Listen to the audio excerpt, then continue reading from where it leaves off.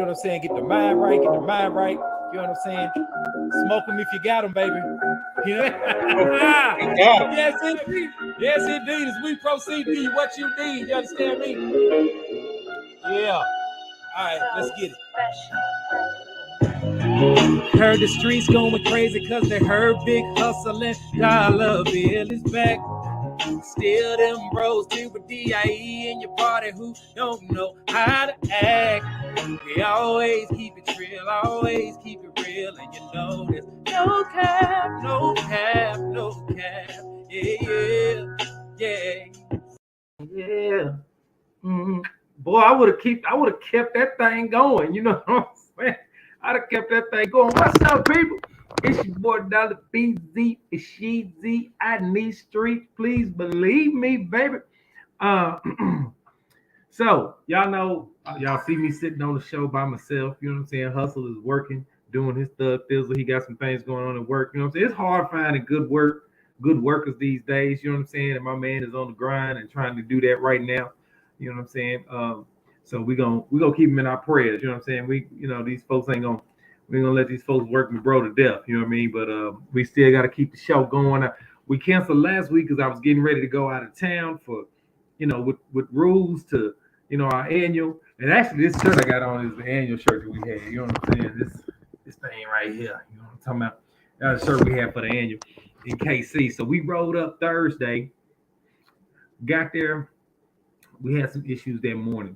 Got there later that night, and then Friday was a good little, good. We had the meet and greet that Friday night, and we had a good time. And then Saturday it rained, but then the rain was gone Sunday, so we pushed out Sunday and gone squeezed, and what I'm saying, tried to get back as soon as we could. But man, we partied till about 4 in the morning, and we tried to bounce it up. We tried to bounce it up so we could get out of there early, but we still got behind. So yeah, so that's what happened with that. But I want to say the whole trip actually brought me to the conversation that I wanted to have this evening. You know what I'm saying? And that conversation is getting on the ground with your club to cross some state lines. Okay, that's what we talking about this evening. Let me know. Babe, let me know if it's an echo because I don't have my mic. I had to go pick up another mic. So I'm just going straight from the through the. I sound okay. So, but yeah. So back to the topic at hand. You know what I'm saying? What I want to talk about today is bike preparation. Even though we didn't have nobody go down, but bike preparation, we didn't have nobody's bike go down. Bike preparation, right? Staying in formation, as well as being cognizant of your surroundings and everything like that. Because I will say we keep our one of our Houston chapter members in your prayers. Kitty, she's actually the only female member that we have in the club. But she went down on the way to meet us. Because we met up about about 8 o'clock. I think we met up. No. Yeah, about 7. We met up about 8 o'clock in McKinney, and we were waiting on our Houston chapter to meet us in McKinney so we could push on through. And we were calling one of our bros, texting them, trying to figure out where they were, and get an ETA when they were going to get there so we could gas and burn. And he said that telemarketer. He said that Kitty went down on the bike, and she's still at Baylor right now, but we're she's doing well. She's doing well. She's banged up but doing well. So but she's gonna be there for a while. But just being safety is always our main concern. I'm glad she had that. Glad she had that full face helmet on. Please don't go out of town with a peanut on. And if you got your modular and you got it flipped up, flip that thing down. You know what I'm saying? And just make sure that you got your boots on. Because she had boots on, she still messed her ankle up. And, broke a toe and everything, but those boots, the boots saved us. So, if you're on the ground and Chuck Taylors and everything, you know what I'm saying, you pound across state lines with Chuck Taylors on, tennis shoes, J's and everything, trying to look fresh while you're on the highway. I mean, you can still do that with boots, you know what I mean? And just put, keep your tennis shoes and whatever little flashy shoes you want to wear around town, and I would just encourage you to do that. That's one of the things. Your pearl, full face helmet. If it's a modular, which are black folks, we love modular, so keep that thing down. Jacket, make sure you got a jacket on. Make sure you got your leather on and everything. Um, we I know that funny thing, when I first got on the set, I had chaps, and when I joined 10, it's like we don't wear chaps. You know what I'm saying? We layer up and put, which is fine. You know what I'm saying? But that leather, that leather saves you. You know what I mean? So I mean, I know that it's more of to some folks anyway. It's more of a white thing to wear chaps and everything. But those chaps, man, save those chaps will save you some road rash when you go down. It don't matter how fly you are if you flopping and rolling across that asphalt. You know what I'm saying? And you catching, and you catching, and you catching. You catching gravel in your skin and all of that type of stuff. So if you can, what I'm saying, go ahead and get you some chaps, put those on, keep them on your hard bags, you know what I'm saying? Keep all the essentials that you need, rain gear. You need to make sure you have all that. If you're on the ground and you don't have all of that stuff, you know what I'm saying, you're doing yourself a disservice. Because one thing, even if you ride in the rain and you don't have that rain gear and you make it home safely, then you got to worry about potentially getting sick, after you get off your iron in the next couple of days, because, your body was trying to battle the inclement weather and everything, and, your immune system was compromised. And so now you got the flu, or you got some chest cold, or some throat issue and all of that type of stuff. So you want to get there safe, but you also want to get off the ground and make sure that your health doesn't decline, adversely because of your lack of preparedness and not wearing the right gear. So, a lot of our female riding sisters, they do that. They have all the gear, what I'm saying, when they get their bike, men, we get the bike and the helmet and we good. That's what we think we do. That's all we need, but that's not all we need. We need the boots, we need the chaps, we need the insulated gear. We need long sleeve shirts on when we ride. I mean, I know I've been guilty of not riding with long sleeves on, but let me tell you something. When I left KC, I had everything on I needed. You know what I'm saying? And I hate I didn't have my chaps, but I did have an extra layer of pants on and everything just to make sure I was good. And I had my long johns on. It was a little cold when we left. Not too cold, but it was a little cold when we left. But just make sure you do that. Bike preparation. Don't work on your bike 3 to 4 weeks before you leave, 3 to 4 weeks out before you leave, unless you're just getting like regular maintenance, like oil change and stuff like that. Don't be trying to throw no cams in your bike. Don't be trying to, change out wheels. Don't be, all of that stuff, you know, can potentially be an issue on the ground when you rolling out of town. You know what I'm saying? Any type of motor work you getting done, I mean, that can be a hindrance because there's some tweaking sometimes that needs to be involved with that, adjustments that needs to be involved with that, and then you get on the ground, you get halfway out of town, and then you have an issue, and then it's like, man, I gotta call this dude that worked on my bike and let him know I'm bringing it back to him when I get there. You halfway damn near want to charge him for the trailer and everything to get you back home, because you feel like it's their fault, but it's really your fault because you got your bike out of the shop a week, 2 weeks before you're supposed to be going out of town on a long ride, and you didn't ride it. You didn't ride it long enough to figure out it was some kinks that needed to be adjusted, or have time to take it back if you found it out. Because like if you like me, I don't ride my bike really a week or two before I go out of town. I just don't. Just like when we had the KC Breakaway had her event, and I was hosting it out in Fort Worth, and it was raining, and she called me, and she was like, "Dolla, you on the ground?" I was like, "No, I'm in the cage." She's like, "You in the cage?" I was like, "Yeah." I said, "Well, this is the thing. If I wasn't going out of town, I wouldn't have had a problem putting on my rain gear and riding out to Fort Worth. right?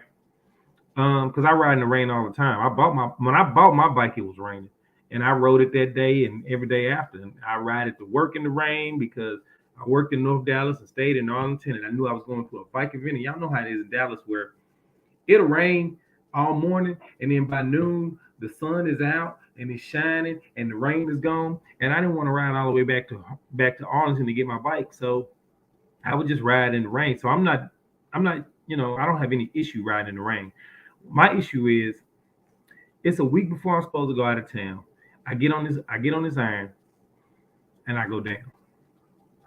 You know what I'm saying? Somebody can't drive hydroplaning in the rain and hits me, or I got to make a sudden stop because somebody don't know how to drive in the rain, and then I have to go down. And now I'm not going on the trip, right?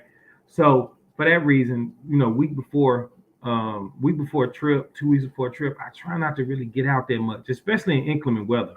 A two-wheel Tuesday or something like that, I can swing that, but I'm not gonna be just pounding heavily on my bike in inclement weather and everything, going to the other side of Fort Worth, potentially um, have to go down, and then then I can't make the trip, at least on the ground anyway. And it's nothing worse than riding in the trail truck, riding in the trail truck, knowing that you could have been on the ground, but you just had to get on the ground. I remember we were going to Oklahoma. Um, I was still in the I was still in the 10. We were going to Oklahoma for Undisputed's coming out in it was the week before.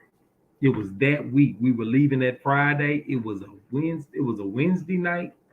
Um, I went to Triple BC's clubhouse, left there, went to go get some gas, and I was going up that ramp on Military, getting on 635, headed home. Matter of fact, we finished the show that night and went over to Triple BC and on the ground, and I'm going up the ramp. This truck is in front of me, and ended up having a bunch of junk fall out the back of this truck. He had a pipe, probably about 4, maybe 5 feet long, rolling back towards me, right? And so I had to jump over it, ride over it. So I had to decelerate, accelerate, try to get the front end up as much as I could, and I dented the front rim. So I had a 23-inch spoke on there. I dented that. I'm going down 635, and I just feel like I'm riding on a rail. I don't feel comfortable leaning. I'm looking down, and it's 11 o'clock at night, and so I pull into that QT on 635, and I want to say it was like Force or something like that.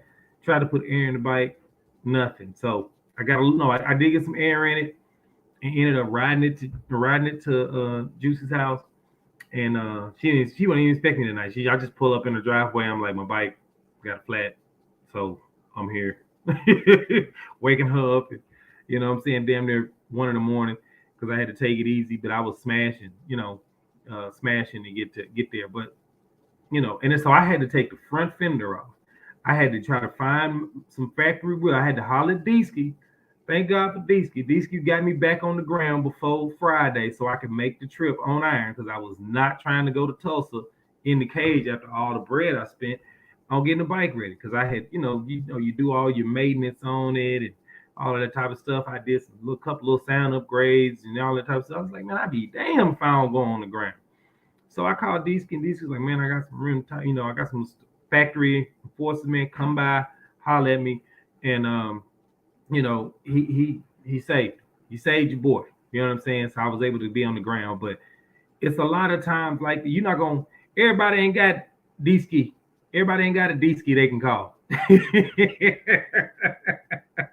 You know what I'm saying? They don't have that type of relationship with a cat that got his own shop and can help you out in that way.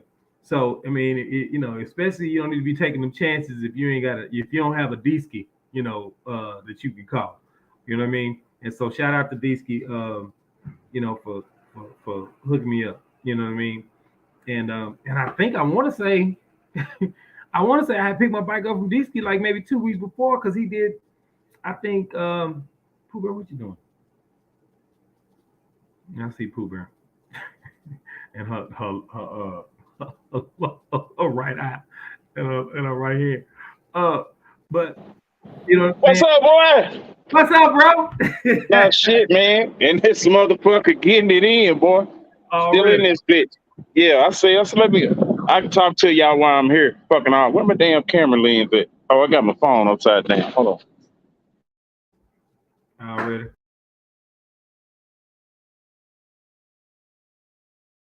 on.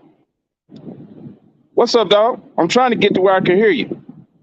Oh, what's up, bro? No, I had it muted, man. I was just talking to him about, getting ready for these rides out of town with your club.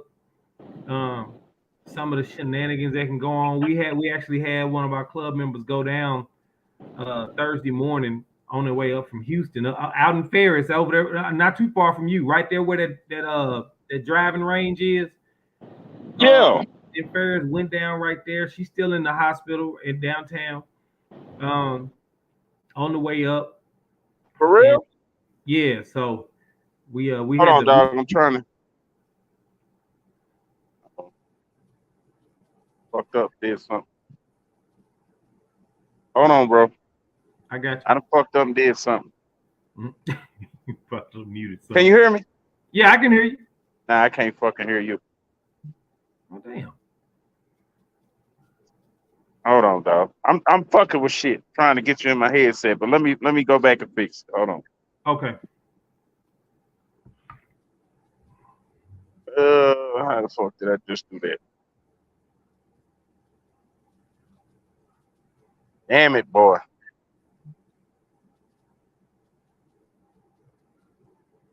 But yeah, and Hustle will come back on. And what's crazy, Hustle brought his trailer up that same weekend to Oklahoma, and somebody's bike went down while they were there, and he brought them back. You know what I mean? Um, can you hear me now? Yeah, I've been playing. I was playing with my phone. Let me leave shit alone before I fuck something up. What's Okay. boy? Look here. What now? Tell me what happened, dog. So we had two cats from our Houston chapter coming up Thursday because we were leaving at like 8, and we were all the way out in McKinney. We rode all the way out to McKinney, and we were at a gas station waiting on them, and we hit them up to see where they at. You know what I'm saying? Because they said they'd be there about 8:30, so we were just trying to make sure we were gonna still stay on schedule, or whether we need to push back a little bit, and found out that she went down right there in Ferris, and And Ferris over here by me. yeah, over there by you. For real? Yeah,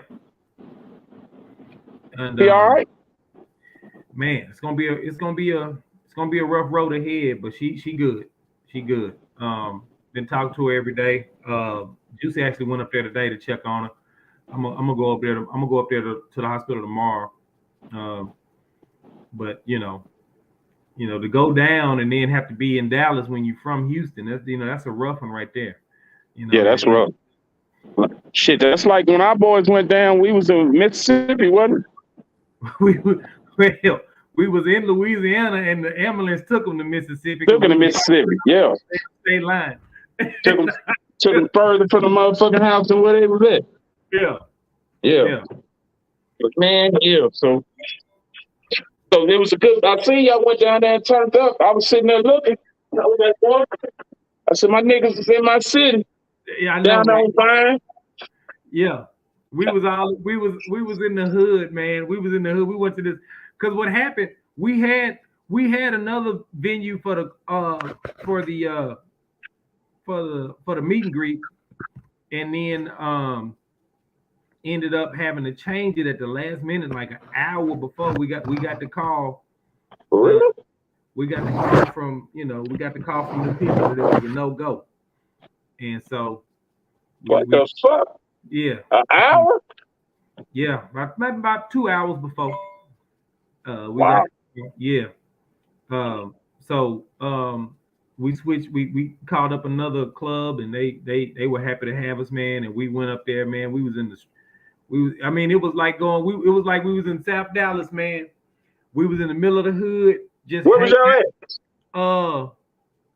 Shoot, you know I can't tell you. On prop. Let me see. Was y'all at somebody's clubhouse? Yeah, Y'all was on Prospect. I believe so. On 59th to Prospect, y'all was at Cowboys. KAW. Yellow and black. No. You know what? Let me look through my stuff. I'll be able to tell you. But yeah, they had it was a house in the neighborhood, and we were just, man. On the main street or residential street? It was residential. It was residential. Oh, okay. That ain't Cowboys then. Yeah, I was trying to think of where y'all might have been at. Ain't no telling, no shit to change down there. Yeah. I done burnt my motherfucking forehead up, bro, welding. What? My whole fucking forehead burn up, yeah. You know, welding, I got this little funny ass mask and my forehead was out. And I was welding some shit and got flash burn on my motherfucking forehead. Yeah. So if y'all see me, my head peeling, I ain't got no motherfucking monkey pox. So y'all stop that bullshit. Don't even start. I'm just telling you. See, I got motherfucking shit I'm putting on my forehead. Yeah. But yeah, nigga, I'm in here, boy. Look, I've been in this motherfucker since 5-something this morning, dog. And it's gonna be 9 o'clock. Trying to get this motherfucking truck up. Tired, boss. I saw your post, man, about losing cats and everything. Yeah. Then I went out last night. I said, man, let me go test ride my motorcycle because I hadn't ridden it since I got it out the shop. Yeah. And got about a mile from the house and the clutch went back out on that motherfucker. See, that's one of the things I was just talking about before you got on, man. Just what to do and what not to do before you go out of town. Now right. you wasn't going out of town or nothing, but I was, and you've said this often before we done got on the trip on the board. Like, don't put your shit in the shop. Right before you getting ready to go out of town. You getting ready to go out of town, talking about you want to turn the motor up and shit. Yeah. Before you get you know what I'm saying? No, don't do that. And see, that's why I wouldn't not this past Monday, but the Monday before this, I was gonna ride up to Mondays. Mm-hmm. And I said, man, let me ride my bike around the neighborhood because I had got it out that Saturday. Rode that motherfucker. It fucked up. So I took it back Monday. Yeah, I took it back Tuesday, put it back in the shop. They supposed to have fixed it. And then I went and got it, brought it home. I ain't rode it. So yesterday, I said, well, I'm going to ride my shit to work today. I said, but last night something told me, said, get on that motherfucker ride around the neighborhood. And that bitch broke again. Boy, look here. You talking about a nigga on fire, man? Shit. And it's crazy because my motherfucking ass could fix my own shit if I had some time. I just don't have the goddamn time. I can't hear you, dog. I said, no, I know that. That's the thing. I said, it make you mad because you sitting there thinking, like, I could, if I'd have had 2 hours, yeah, 2 hours, I could have did it my damn self. Did it my goddamn self. But it's crazy. And now it's like it's costing you more time. Man, bro. And it's cause of shit like this. And this motherfucker, 20 hours a motherfucking day. Yeah. And you see where I posted where my motherfucking GM called me.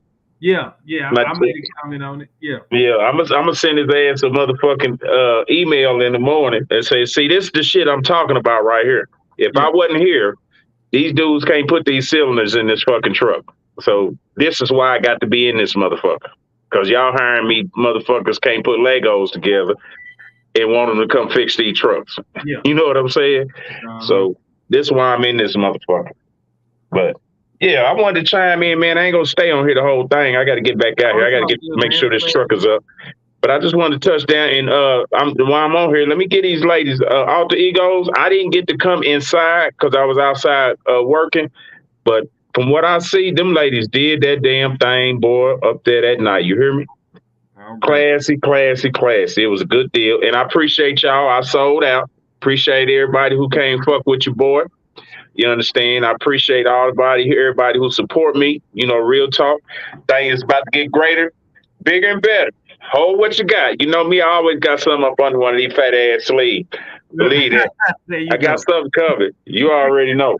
But I ain't gonna stay on here, dog. I just want to chime in with you, man, Okay. and let the people know I'm alive. I'm just in the mud getting it. You know what I'm saying?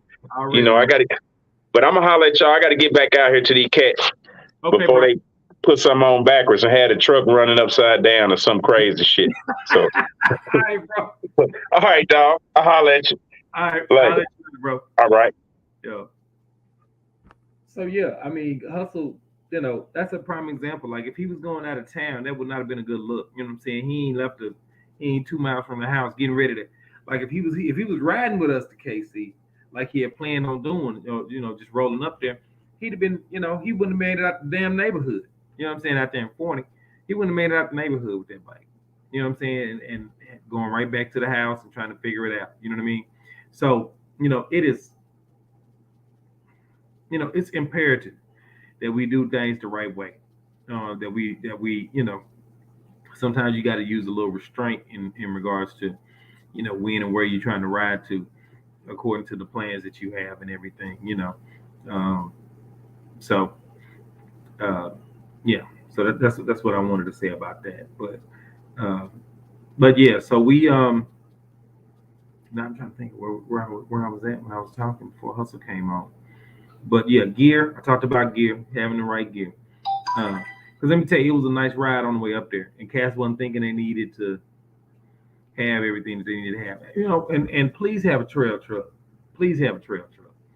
It ain't nothing like getting somewhere not having a trail truck in case something go down. You know what I'm saying? Somebody need to be trailering, so with one empty spot on that trailer, so you can throw something up on there. You know what I mean? Um, uh, just in case, especially with the amount of state line, because we went through Oklahoma, we went through Kansas, we went through Missouri. We were in Kansas City, Missouri. I know Kansas City, Kansas is right there, but we went through Kansas. So we crossed three state lines if you count the state we were going into. So we crossed three state lines in one day. Um, and you got to make sure that that your iron is tight. Um, and also that you're getting plenty of rest, because everybody can't do like we do. You know what I'm saying? And we some, we ain't young, and we ain't old as hell either. But rules don't know how to go home. That's one of the things we say all the time. No, rules don't know how to go home. They don't know how to end the party. You know. So we was up till 4 in the morning, and then we was up at 7:30, ready to pound out, ready to pound back 8. So we left by 8 o'clock, 9 o'clock, whatever. You know what I mean? So you got to be mindful of all of that stuff. You know what I mean? And get you plenty of rest. Stay high.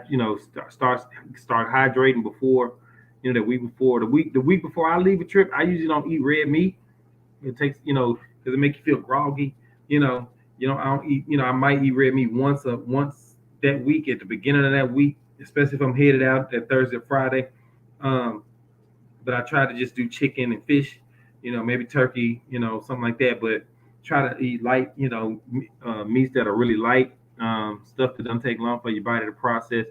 And drink plenty of water. Drink the allotted amount of water for your body that whole week. Try not to drink alcohol that week before you leave town.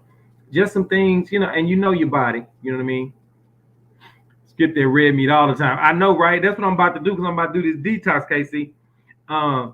Yeah, I'm definitely about to do that. But when you on these rides, you got to make sure that you're physically fit. That you can handle sitting on a motorcycle for a prolonged period of time, because a lot of folks ain't built for it. We give folks a lot of shit and give a lot of people a hard time about not riding a motorcycle, but it's also important that you know your limitations. You know what I mean? And I'm not gonna tell anybody that is paying a note, is paying the insurance on a bike that their name is on and the bank name is on, when and when not to ride their bike. Because if they go down, I ain't paying for it. You know what I'm saying?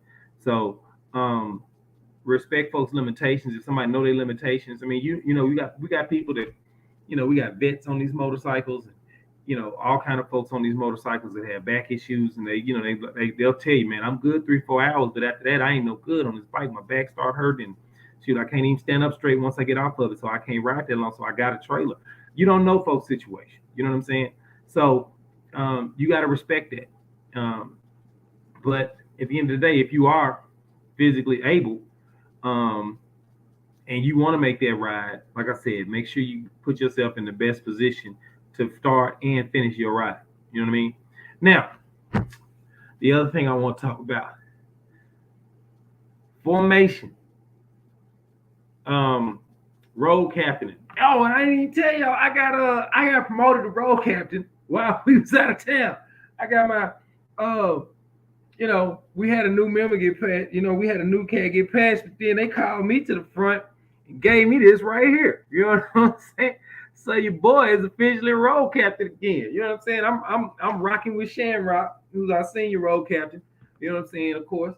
So I'll be up under his expert tutelage. You know what I'm saying? For the and assisting him with the road captain duties. You know what I'm saying? So I'm official like a referee with a whistle. I was trying my best to find a spot to get that little patch put on before we left town, but it was raining and everything, just didn't have time to get it done. But at any rate, we had exactly. Yeah, it's so important to stay in formation. We say this all the time. One thing Shamrock says when we get on the ground is, if you wasn't a road captain when we started this ride, don't become a road captain in the middle of the ride. You know what I'm saying? So important. So important. Don't do that. Ain't nobody ask you for help. Don't start helping. You know what I'm saying? Because you mess around, jump out in traffic, and the person that's actually supposed to be road captain jump out and didn't know you was about to jump out, and then bam, now you got two cats in the club that done went down. You know what I'm saying? Almost took each other out, or almost took each other out because somebody is that they out of pocket. You know what I'm saying? They not staying in their lane, so to speak. Now, I understand. I like to have designated spots in the formation, so everybody know. You ride next to this person, you ride next to this person, you ride next to this person. Everybody doesn't do that. You know what I'm saying? I know that everybody doesn't do that. A lot of times, folks just, you put your officers in the front, and then everybody else just pile in the back where they get in, where they fit in, and everything. And that's cool if everybody has the same riding discipline, in regards to maintaining gaps and staying on their side. They don't drift. I have a pet peeve about playing with instrumentation when you're on the bike, and because that causes you to drift, it causes you to slow down, it causes you to create gaps. If you like to create these big gaps and you're not going to maintain the speed, get way back there. Get in the back. Okay? Get in the back. And sometimes you just gotta be like, you know what? I'm not even riding formation because I don't like staying in formation. We have to recognize, our members don't like to do that. And not saying that we have any members, in rules that had that issue, but you can't hear me, Casey? My sound went out. God dang it, my sound go out. I ain't mess with nothing. Let me see. I wasn't messing with nothing. Let me see. Hold on one sec. Let me go to my private chat. Oh, so yeah, so like I was saying, sometimes you gotta know you gotta know your limitations and whatnot in regards to how you ride, and sometimes you have to have a conversation with your members about just stepping their riding game up. Like, look, I'm gonna need you to start riding. I'm gonna need you to, I'm gonna need you to start, I'm gonna need you to pick it up. And sometimes, your road captains will jump in and, they'll tell somebody to, close the gap. When I pull up next to you and I set my cruise and I do like this, I mean close that gap. When Dolla pull up next to you and do like that, pop, I mean close that gap. So you got to close that gap. And I know it gets tougher the longer your processional is, the longer, the more people that you have on the ground and in formation. But that's when it's really critical that you stay in formation. You know what I'm saying? When you're doing lane switches, everybody need to get over as quickly as possible. You know what I'm saying? That if you in the middle of the pack, halfway to the back of the pack, and the whole club done got over, and you still over there in that lane, you fucking up and you did something wrong. You know what I'm saying? Get over. You know, when we riding up, what rules usually does is if we staggered formation rolling on this far left lane and we come up on an 18 wheel on the far right lane, we go to single line formation, far left side of that lane, and you know, because those tires, when those tires pop, you know, and stuff start flying, you want to be as far away from that shit as possible. You know, you don't want to be doing, and when you and once you get up close to the back of that trailer, you get over single file. We start single filing. As everybody, as people come up to that trailer, we all, you know, we already had the folks in the left, and everybody that's staggered on the right side, they just fall into that gap that should be there for them. You know what I'm saying? You fall into that gap, and then as you pass the trailer, everybody drops back in. The folks that are on the right side of the formation, of the stagger formation, they just start falling back over to the right. That's how we do it. If you got some people that are just knuckleheads, they want to start getting to they want to start doing single file halfway past the trailer, they fucking up, and the tire gonna hit them. We actually had a tire blowout. A tractor trailer tire blew out on us on our way to Phoenix in April. And I'm talking about, it was big chunks of rubber flying everywhere. I almost took 2-3 cats out. I knew a piece flew over Shamrock's head. I mean, we were just lucky at that point in time that it didn't happen. But, you know, staying in formation is key, especially when you're in a city that you don't know. You know what I'm saying? You jumping out of formation like you don't even know where you're going. You following the directions of the road captain. Like, stay your ass where you supposed to be. You know what I mean? We don't need, you know, you don't need to be jumping out, helping nobody switch lane, especially you don't even know where you're going. You don't even know where you're going. So that's the other thing. I think really that's it. I don't know, you know, how you all like to ride. If you ride staggered, if you ride traditional MC, which is what we call suicide as well. I've ridden both. You really have to trust the person that's riding next to you to ride suicide, because you don't know, especially if it's somebody that be like the drift and all that type of stuff. I can ride the shit out of a line. You know, I get on the left side of that lane, and I usually try to keep I usually try to keep that painted line in between my crash. I can look down and I can see that painted line pretty much right next to my front wheel going down my crash. You know, I can look through my crash bar and I can see that line. That's how I like to keep mine, inside the crash bar line. Exactly. You know what I'm saying? You and hubby got that trust going. You know what I'm saying? Y'all been riding together for me. You know his habits. He know your habits. He know how you like to ride. You know, so you can do that. But you know, if you're not used to riding staggered, don't just start trying. You need to do that with somebody you trust. And you know, before you even start trying to ride staggered with somebody, you need to try to ride at least a month of just riding on one side of a lane, like somebody's next to you, left or right. Do every other day. Do switch sides of the lane. Do left lane, do the right lane. Left lane, do the right lane. And if you can maintain that side and maintain the speed, you might get somebody that'll let you ride next to them. And so, you know, keep that in mind. And then throttling, you know what I'm saying? Throttling, maintaining your damn miles per hour. Maintaining your speed is crucial when you're doing staggering and just on the ground, period. I mean, when you constantly throttling down and up and everything, I don't know about y'all, but gas is high. I'm on a budget. I got 4 kids. So I keep my, you know, once I get to my cruising speed, I drop mine in the 6th gear, and I'm keeping my RPMs in the 3s, you know, maybe 3,200 RPMs, and I'm maintaining gas. And every time I stop and get gas, my gas might just go up. My bike, you know, the first time I get on a bike, it'll say I got 210, I got 210 miles to empty, and then the next time, if I maintain my speed the right way, when we stop at the next gas stop, it go about 30 miles. Because I know I'm gonna maintain that speed. I ain't gonna let nobody break that speed. So, you and it just makes it a smoother ride when you're not having a gun and everything all the time. You're not running and gunning all the time. So there is that. Now, and then, like I said, once you get to your destination, it's always important to critique, the ride. Even if it's a great ride, there's always going to be some things that you can improve on, besides lane switching, making turns, and all that type of stuff.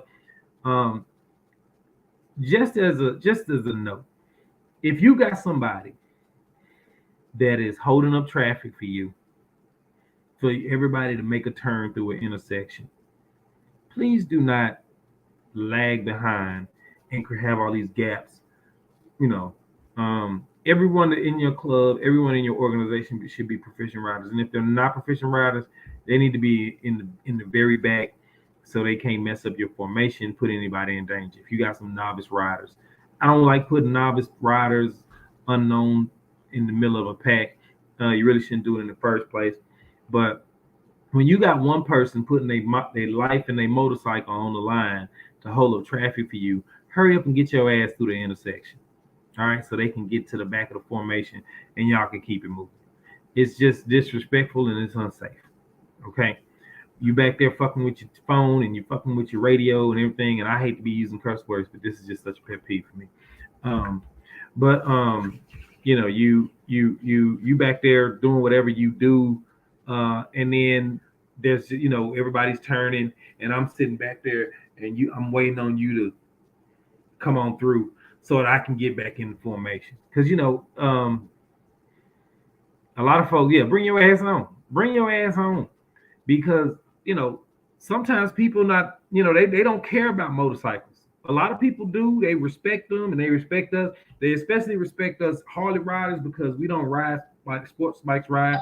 We're not bobbing and weaving through traffic unless we just own some dumb stuff. You know what I'm saying? But for the most part, we get in one lane and we cruise and we ride with the flow of traffic. Sometimes we might go a little faster, but we're not bobbing and weaving through lanes. So they have a greater respect for Harley riders, just cruiser riders in general because of that fact. But then you got some people that just don't care. You've seen a lot of TikTok videos and YouTube videos where somebody was trying to lane change and somebody just came over. There's this older guy, he made this person have a wreck and he just did not care. And he went to jail.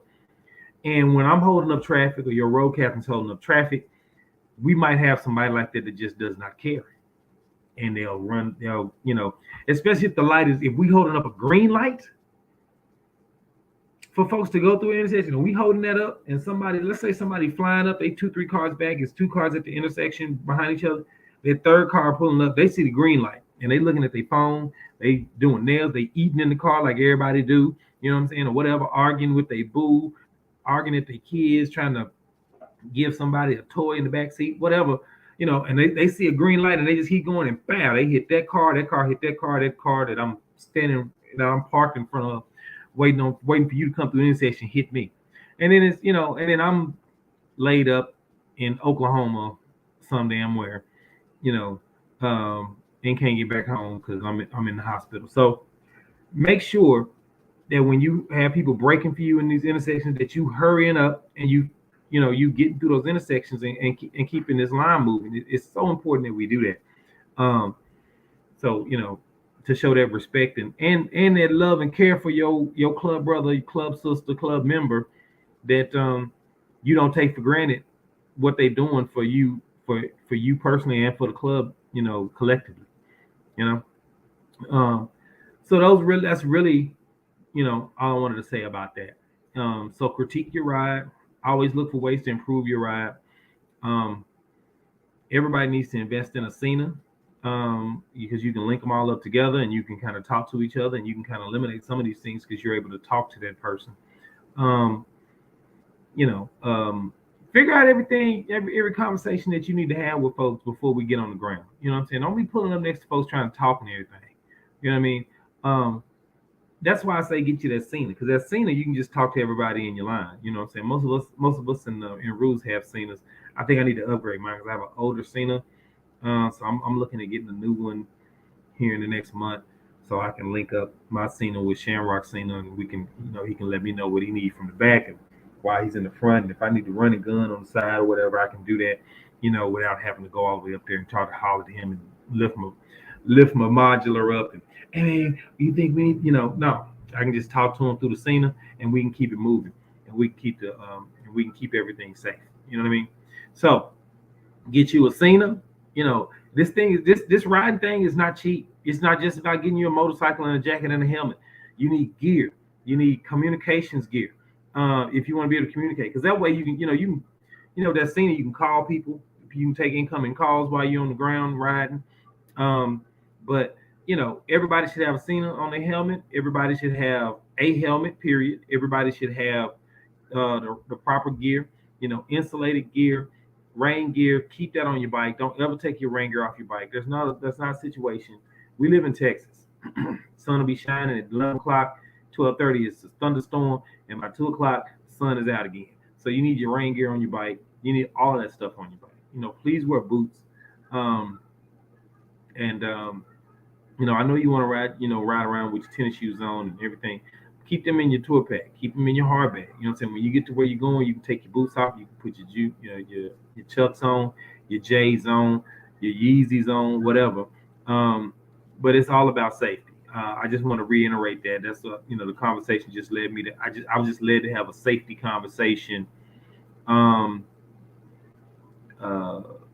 After what we had gone through with our club sister going down, and thankfully, like I said, she's got a long road to recovery ahead of her, but at the same time, she's gonna be okay, and hopefully, she'll be back on the ground. Not necessarily next month, but she will be back on the ground eventually. And she's a strong rider. I mean, I hate she went down, but her being, and I'm saying this because she is on the female night club. She rides harder and safer than a lot of cats out here on the set. So her being a female rider had nothing to do with her going down. It's just one of those things. It's gonna happen. Every once in a while somebody's gonna go down. You pray it's not you, and and you pray whoever it is that goes down, it doesn't adversely affect them to where they can't be fully functional anymore, and that they can't ride anymore, should they choose to continue. But yeah, that's what I wanted to say. Now this party that we had. Now let me tell y'all what happened. So we get to KC Thursday night. We get there about 9:30, 10, pull up. Everybody's there. Our Syracuse chapter rolled in a little later the next day. That Friday, midday Friday. And I lost. We had Houston. Like I said, our Houston chapter came. The Nashville chapter came. We were in KC with the KC chapter. So we had a lot of cats there. We was there. We was in full effect. We took over the entire city. We was all over the place. We went downtown to this barbecue spot. Let me tell you about this barbecue. This barbecue spot we went to. The first sign you're not at a great barbecue spot is if you can't smell it before you pull up. Okay. I'm gonna tell y'all the name of this, but it wasn't Gates. We should have went to Gates. So we go to this barbecue spot. We pull up, and I never thought, and I'm road captaining to get to the barbecue spot, but I never thought we was gonna make it to the barbecue spot because I never smelled no damn barbecue. You know what I'm saying? So we pull up to this building. I said, this is barbecue spot. I'm like, oh, okay. So we get off the bike, and I don't smell no barbecue. We walking up the side of the building. It's piles of wood, but I don't see no smoke. Two things. So then we walk inside the building, and I still don't smell no barbecue. And and we get to the front of the line, and I'm looking at this man cut this meat, but I can't smell it. That's number 3. So we got 3 things right there. My finger? Oh, that's the finger I messed up. I was trying to figure out what's going on. So, we get in line, and I'm looking at people, I'm looking at everybody in here that's eating, and they got they eating these huge like sliced brisket sandwiches, and it's like all this meat, and they just going to town. And I'm looking on the wall, and Obama's there, Hillary Clinton's there, Sarah Palin, um, Mitch McConnell, just everybody that you could think of was on these walls, and I'm like, it's got to be some good barbecue, right? So I got half a slice. I got half order of sliced beef sandwich, some fries. Shamrock got some burnt ends, and we sitting there eating. So we get our food, we go sit down. Oh, I got sweet tea. So I get sweet tea, we go sit down. Sitting down. I got three sauces: regular, spicy, and sweet. You know what I'm saying? I done tried all three sauces on this meat. It wasn't that the meat tasted bad. It's just the meat didn't have no taste. I'm looking at the burnt ends that Shamrock got, and I'm like, burnt ends don't look burnt to me. You know what I'm saying? So this barbecue spot, which is supposed to be famous and all that type of stuff, I couldn't get into it. I couldn't. It was just I couldn't do it, and I'm not gonna try to do it no more. But we also went to this other spot downtown the next day that really made up for it. I'm talking about these folks. We did like a little luncheon, a little brunching. I guess we say we call it a brunching. That's what we're gonna do here. We're gonna have a brunching. Um, Club brunching. Um, and it was like $40, but let me tell you something. It was worth every damn penny. Because we had eggs, we had bacon, we had turkey sausage, we had French toast, waffles, chicken wings, shrimp and grits. And when I'm talking about shrimp, I'm talking about shrimp like this. I ain't talking about them little baby shrimp that y'all be buying when y'all do shrimp and grits at the house trying to be cute and shit for your man and for your girl and shit. I'm talking about real shrimp. These look like prawns. You know what I'm saying? I don't know if y'all know what prawns are because some of you all aren't as educated and that's what I'm looking for. Sophisticated as your boy. But prawns are like huge shrimp, okay, for lack of a better definition. Um, Culture.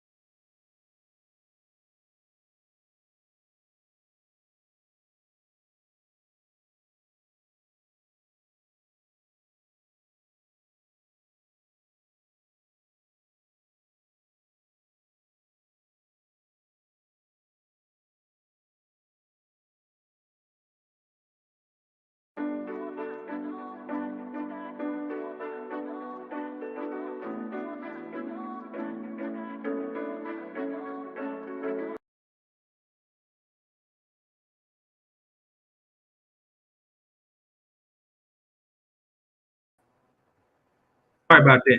So, like I was saying, I don't know what happened. But yeah, so they had some of everything under the sun. You understand me? Some of everything under the damn sun. Um, Fish. Um, what did they have?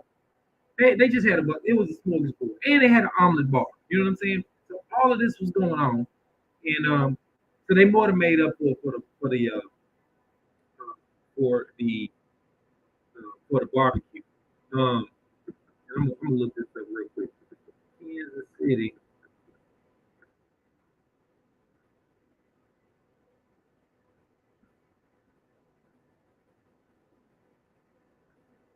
barbecue,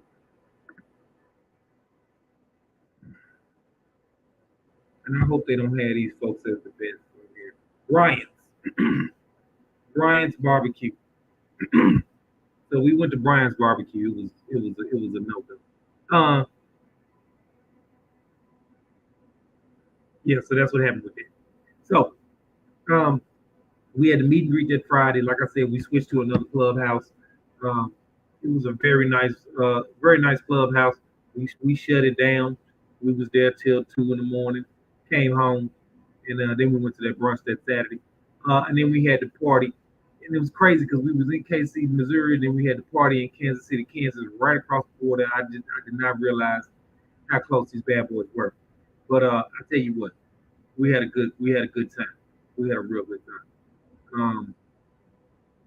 Egyptian Cobras. Shout out to Egyptian Cobras for hosting us for Friday night for that meet and greet. Um, they were real gracious in extending us a last minute venue, which was cool. Um, and we had a good time. So Saturday we had a rented out venue for the actual party. So let me tell y'all what happened. I wasn't gonna try to make nothing no Dollar Bill show while I was there. I was not. Okay, we there, and I hear somebody say to my bro KC, because he had a killer DJ. The DJ, shout out to Free DJ Free right there in KC. Now he is with Cowboys, Cowboys pay hustle. And yeah, I was like, yeah, man, I would have MC, man. I would have had everybody up on the floor, and I'm like, say less, say less, bro. We turned that thing out. You hear me? Rules got on the floor. Dallas was in the building, baby. We represented all night. You know what I'm talking about? We turned it into karaoke. You know what I'm saying? Everything. Dance competition, Soul Train line, whatever you think could have happened at a room party happened at a room party in KC. You understand me? Because that's what we do. That's how we do. You know what I'm saying? And because rules got rules. Please believe that. Rules will always have rules, baby. And so we turned the thing out, and then we took it back to the hotel. We had 2 trucks with just coolers of nothing but drink in it. And we in the parking lot posted up around all these pretty bikes I had. I had my little portable lawn chairs, and you know what I'm saying. We pulled them out. We just pulled parlay in the parking lot. Real nice hotel we was staying at. And like I said, we was there till 4 in the morning. Just doing what we do. You know what I mean? So uh, it was a good time had by all. Real talk. You know what? And we'll do it again. You know what I'm talking about? We'll do it again. Let me see. So just to let y'all know, I'm gonna go over some of the things that we got going on this week, or just in the weeks coming up. September 29th through October 2nd, second to none. It all starts that Thursday. Uh, they got a tribute to Dre Dog at Cigar Smokeout from 7 to 11 at the Harley Hall. Friday, they got a meet and greet at the Crown Plaza, Dallas Market Center on Stemmons. And then Saturday, they got the annual picnic, and that's going to be at William Blair Jr. Park. And then Saturday night, of course, it goes down in Lofty Space. What is that? On Montgomery Street.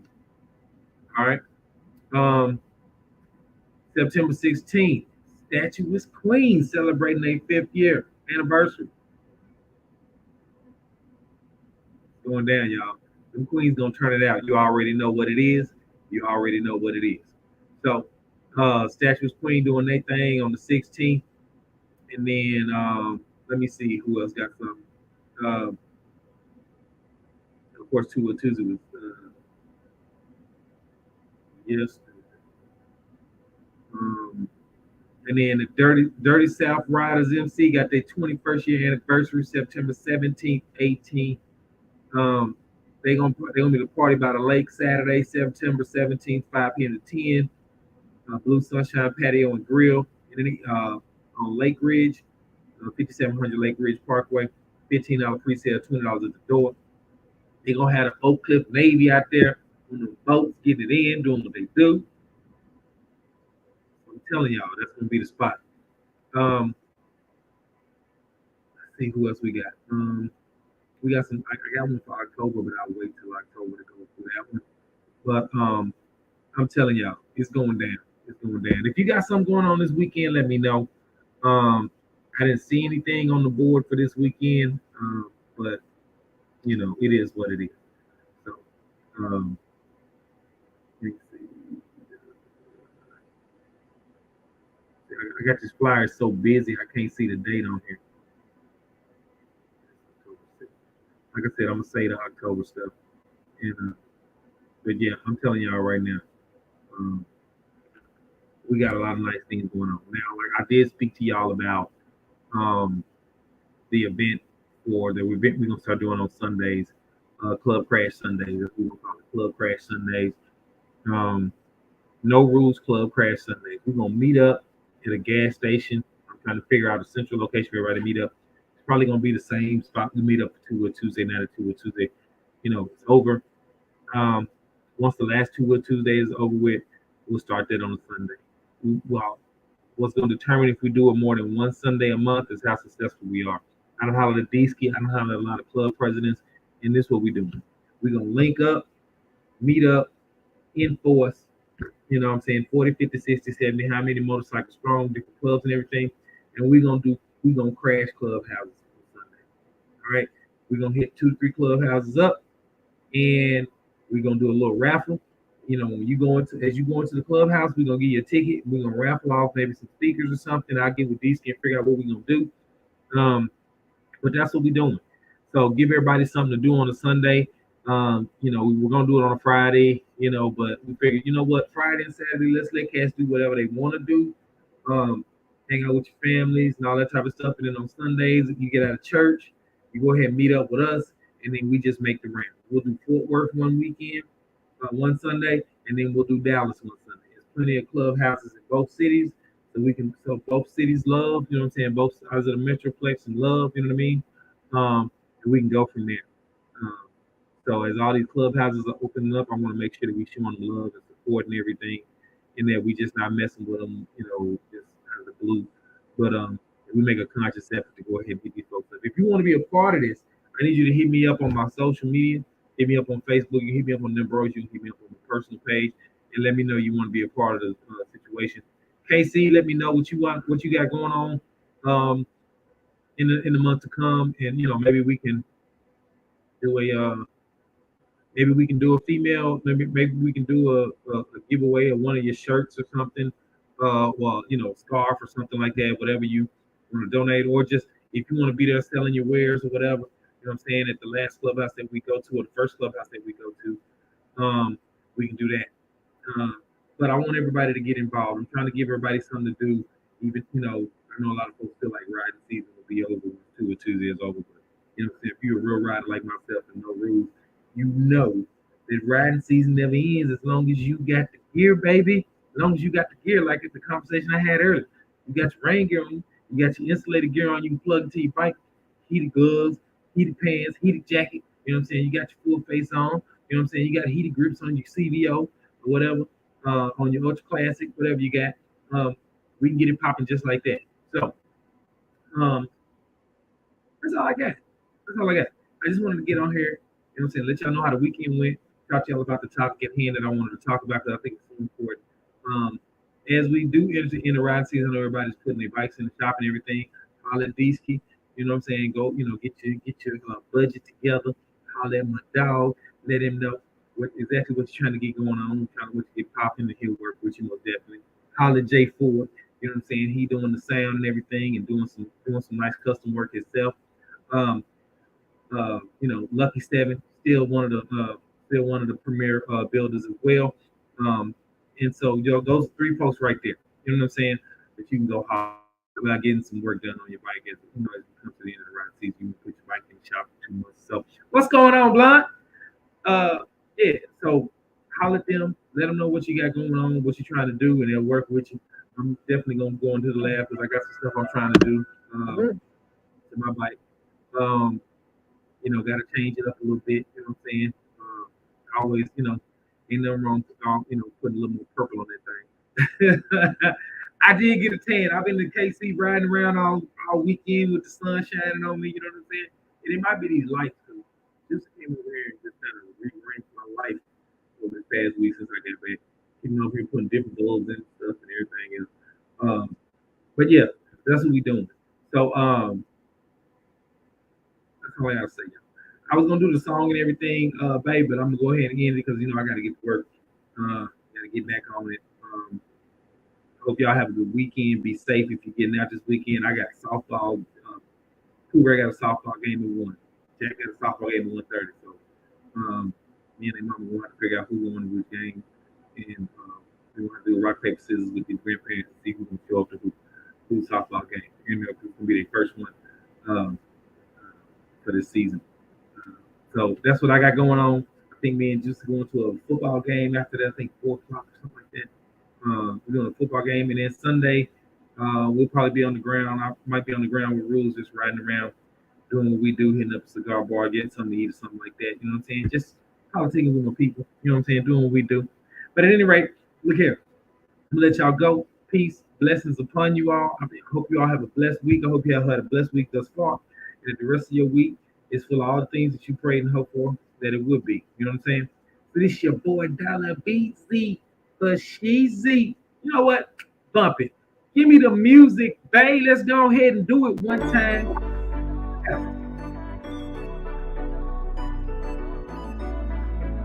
Yeah.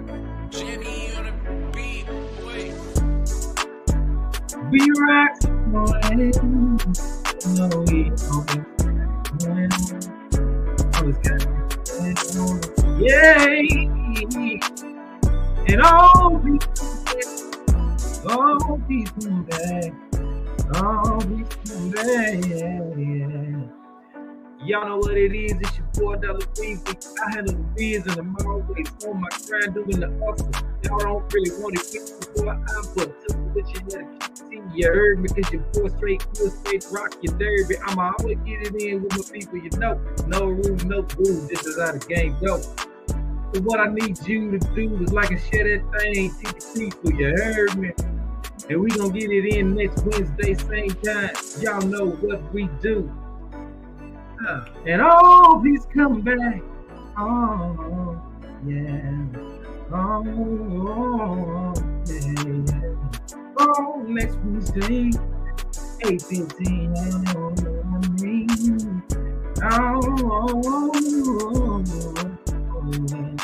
Hey, all right, y'all. We had to pull one out the hat on you. So look here, I'll let you boy next Wednesday, 8:15. Me and Hustle, we'll be back doing what we do, making it happen, Captain.